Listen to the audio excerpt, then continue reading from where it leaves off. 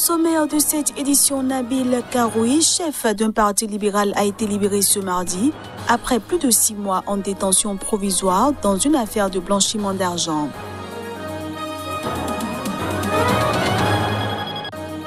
En République démocratique du Congo, la peine de Vital Kamerhe condamné pour corruption a été réduite de 20 à 13 ans de prison ce mardi en appel.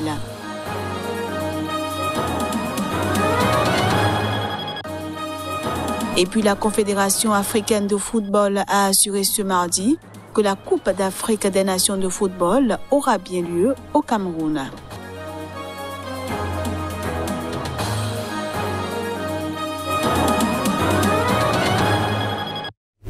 Voilà pour les titres. À toutes et à tous, bienvenue.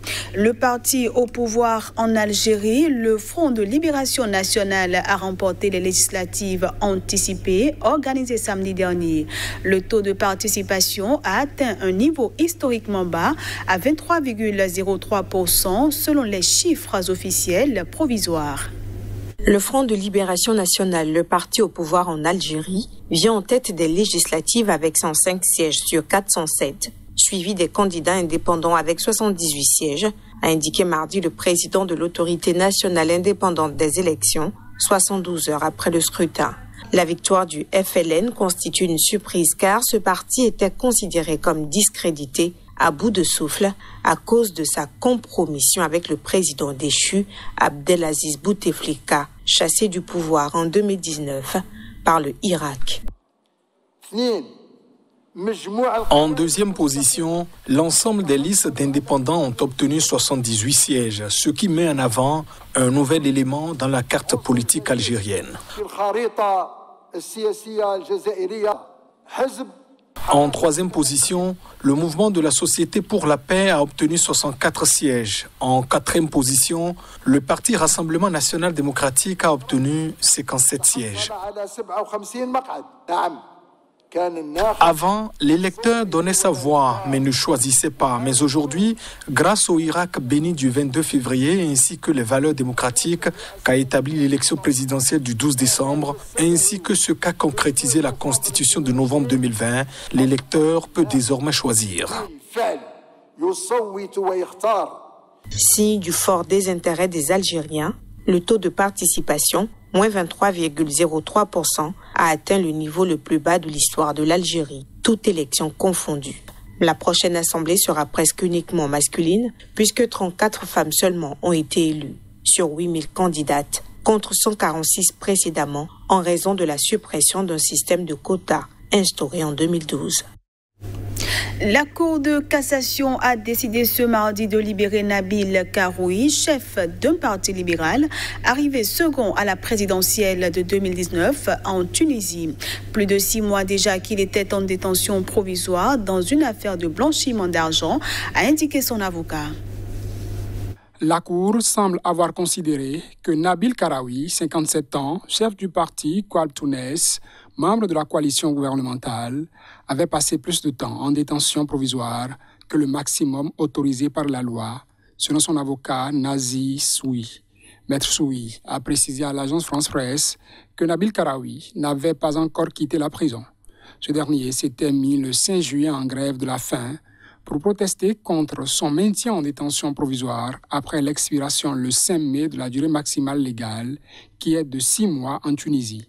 Fondateur de la principale chaîne privée tunisienne, Nesma TV, qui appartient en partie à Silvio Berlusconi, Nabil Karoui est poursuivi depuis 2017 dans le cadre d'une affaire de blanchiment d'argent et fraude fiscale.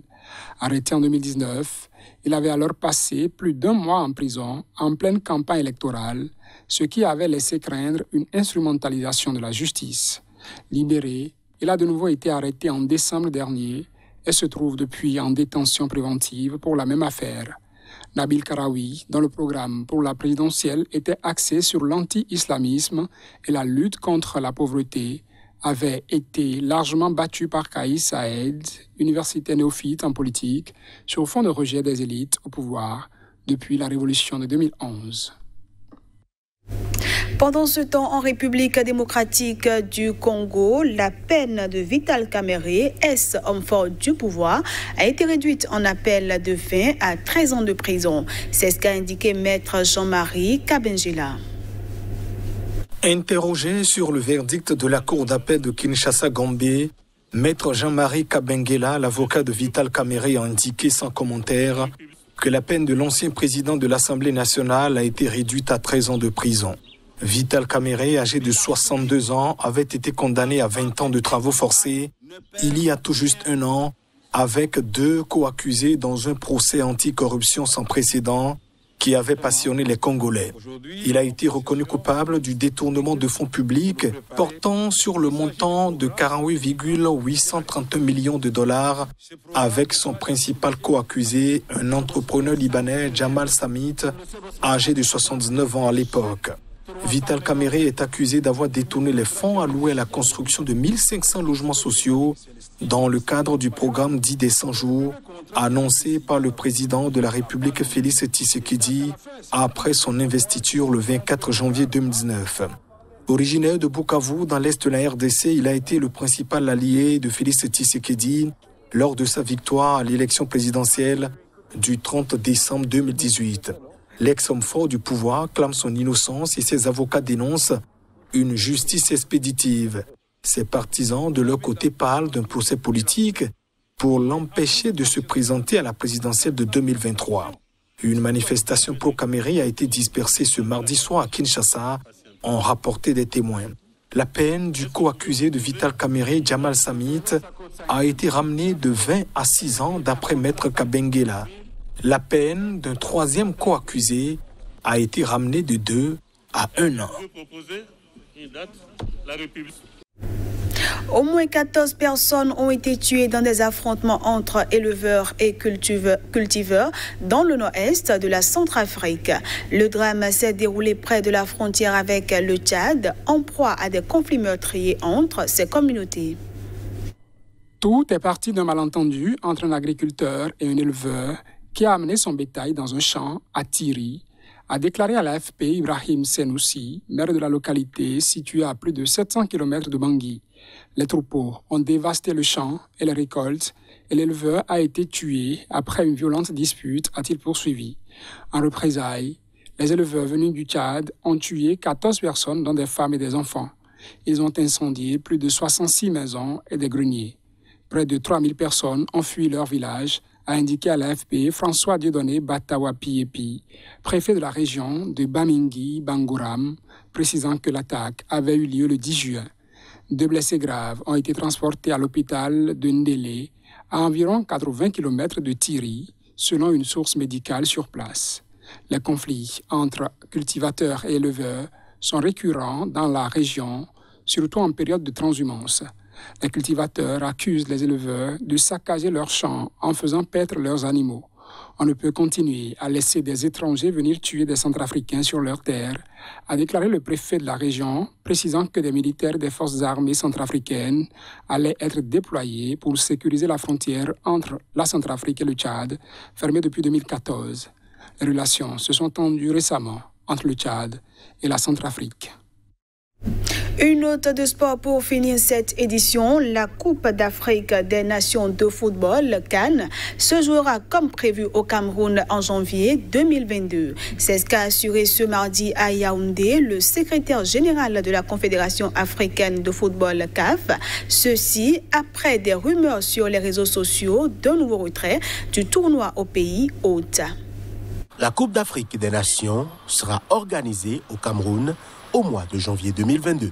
C'est clair, a affirmé Véron Mosengo Omba, secrétaire général de la Confédération africaine de football. Il a fait cette affirmation lors d'une conférence de presse organisée au terme d'une visite de 48 heures au Cameroun. Je ne veux plus répéter ça, a-t-il martelé. Lors de sa visite, le secrétaire général de la CAF a notamment visité le stade d'Olembe à Yaoundé, où se joueront le match d'ouverture et la finale. Le travail avance très bien, mais il y a quelques réglages à faire, a assuré Véron Mosengo Omba. Le président de la CAF, Patrice Motsepe, et le comité exécutif de la CAF sont satisfaits du travail de l'organisation, a-t-il insisté.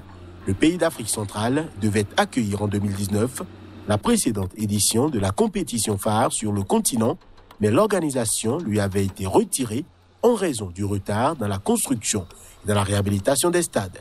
L'Égypte avait finalement organisé la compétition. D'une capacité de 60 000 places, le stade d'Olembe à Yaoundé a longtemps alimenté la polémique du fait du retard des travaux. Les choses avancent très bien.